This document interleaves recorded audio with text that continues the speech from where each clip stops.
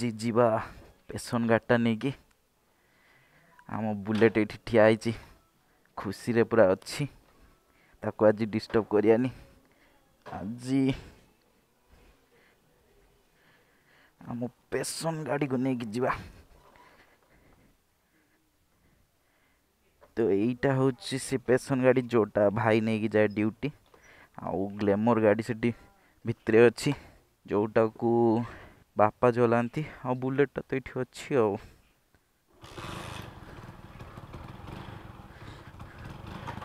भाई instrument cluster light जोड़ू ये तार सब ठीक कराई तापर ये लाइट जोड़ू न्यूट्रल लाइट भी जोड़ू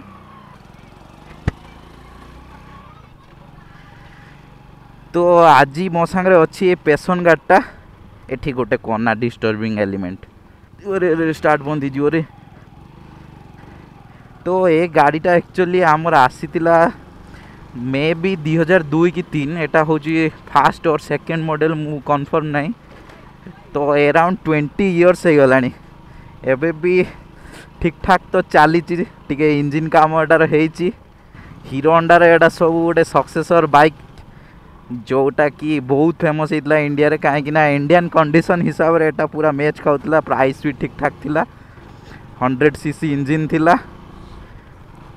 आउ तो एटार एक्चुअली ता हेडलाइट स्विचटा टिके काम करूनी भांगी ऑन ही होनी स्विच तो नहले आउ किछि मीटर चलुनी ना कि ओडोमीटर चलुची ना कि स्पीडोमीटर चलुची ना फ्यूल मीटर चलुची किछि चलुनी खाली के बाइक चलची आउ से वायर मायर सब एक्चुअली जॉइंट कला परे एठी से इंस्ट्रूमेंट क्लस्टर लाइटा ग्लो करची जोटा कि बहुत बड़ अचीवमेंट आफ्टर 20 इयर्स माने एमतिया कंडीशन चलचु माने बहुत बड़ कथा एबे भी आराम रे 60-70 पहुंच जीव पूरा 100cc इंजिन गाड़ी आउ कौन कर पारिबो तो आज तो मु पूरा हाफ एंड माफ एंड रे अच्छी पूरा ये गाड़ी रो पोटेंशियल प्रबल एक्चुअली ब्रेक मेक ठीक से नहीं आउ चक्का मका भी टायर तो चेंज है बट स्लीप करे बहुत अरे ओह देखो तो 20 इयर्स बाइक एबे भी मस्त चलची टिके वाइब्रेट हो 60-70 रे किंतु पूरा चोखा चलची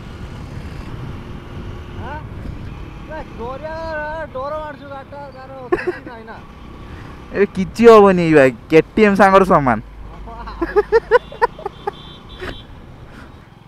आउट प्रॉब्लम एटा एक्चुअली नॉर्मल मिरर तो एटार देखिए माने मरजिवे डायरेक्ट तो एटार देखिए एटार देखिए किंतु एक्चुअली दरकार हो जो राइट साइड मिरर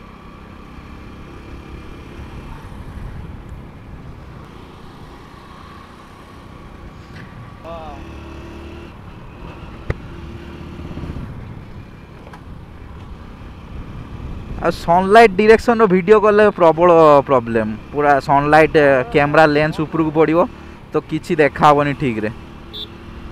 तो अपोजिट डायरेक्शन एक्चुअली वीडियो कले बहुत भल हॉर्नटा हाँ एटार एक्चुअली हॉर्न भी नहीं इंडिकेटर भी नहीं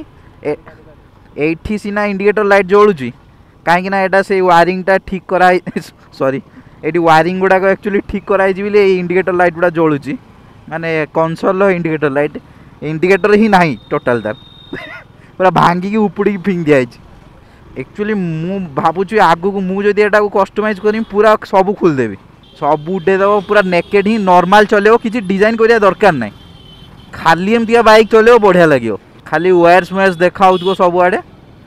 पूरा मस्त लागियो भाई हॉर्न नहीं केमतिका जीबू रे गला सॉरी गला राइट को रहिते पड़ियो